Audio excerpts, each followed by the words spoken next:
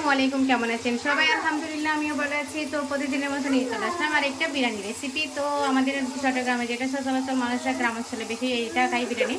তো এখানে আসা অবশ্যই আমি পেঁয়াজ, কাঁচামরিচ, টমেটো দিয়েছি আগে, বাট একটা ভিডিও করছিলাম, ওইটা হচ্ছে একটা কলার সাথে হয়ে গেছে, ওই জন্য আবার নতুন করে করতেছি। তো এখানে পেঁয়াজ, কাঁচামরিচ, টমেটো একসাথে দিয়ে দিয়েছি। তো একে একে আমি সব উপকরণ দিয়ে দিব, তো দেখতে থাকি। তো এখন দিয়ে দিচ্ছি গরম মশলা, বিরিয়ানি মশলা বা একসাথে অল্প করে দিয়ে দিচ্ছি 1 চামচ হলুদ গুঁড়া, দিয়ে দিচ্ছি ধনে গুঁড়া, জিরা গুঁড়া একসাথে 3 চামচ,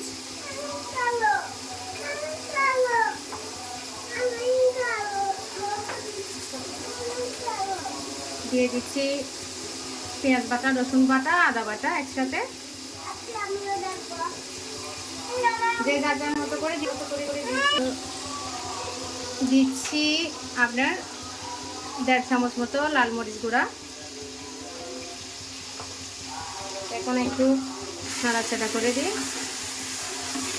আমি আমার মতো করে রান্না করতেছি, আপনারা আপনাদের মতো রান্না করতে পারেন, বাট আপনাদের সাথে একটু শেয়ার করতেছি আমি কিভাবে রান্না করি। এটাই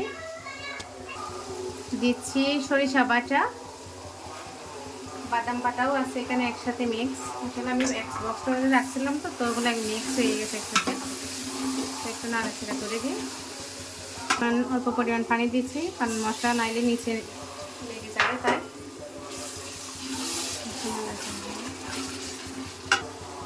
দিচ্ছি সস, টমেটো সস অল্প করে দিয়েছি, মানে ধরেন 1.5 চামচ মতো হবে। তো দেখেন মশলাটা ভালো করে একটু কষিয়ে নিব। কষানোর পর আমি আলু আর মুরগির মাংস দিয়ে দিব। তো দেখেন মশলাটা মোটামুটি কষানো হয়ে গেছে। এখন আমি দিয়ে দিব হচ্ছে মুরগির মাংস। আমাদের বাচ্চারা সবাই মুরগি একটু বেশি পছন্দ করে গরুর মাংস থেকে। আর গরুর মাংসর বিরিয়ানি এত পছন্দ করে না, মুরগির মাংস যতটা না পছন্দ করে। তো এটা একটু কষিয়ে নিই ভালো করে। কষা আলু দিয়ে দিব, দিয়ে দিচ্ছি স্বাদ মতো লবণ, যে যার মতো লবণ দেখে দিবেন, যে যতটুকু খান সেভাবে স্বাদ মতো লবণ দিয়ে দিবেন। এখানে একটু নাড়াচাড়া করে নিই। এখন আমি এতে দিয়ে দিব আলু, মানে দেশি আলু। আমরা বিরিয়ানিতে একটু আলু পছন্দ করি, তো সেক্ষেত্রে আলু দেওয়া। এটা অপশনাল, আপনারা চাইলে স্কিপ করতে পারেন বিষয়টা। আলুটা না দিলেও সমস্যা নেই, দিলেও সমস্যা নেই, বাট আমরা যেহেতু পছন্দ করি আমরা দিই। এগুলো করে কষিয়ে নিব। কষানোর পর ফাইনাল লুক দেখার জন্য অবশ্যই অপেক্ষা করবেন। এই যে দেখেন আমার বিরিয়ানির মাংসের মানে ফাইনাল লুক। তো এখন হচ্ছে আমি চাউল দিয়ে দিব। চাউল দেওয়ার পর এই যে আমি চাউল দিয়ে দিয়েছি। তো একটু নাড়াচাড়া করে আমি এখন পানি দিয়ে দিব। পানি দেওয়ার পর একদম ফাইনাল লুক আপনাদেরকে শেয়ার করব।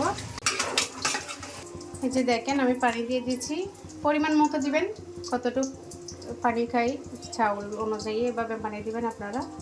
আমি এভাবে দিয়েছি। তো এখন বরাবরই ফাইনাল লুক ইয়ার জন্য অবশ্যই অপেক্ষা করবেন আমার ভিডিওটা দেখে।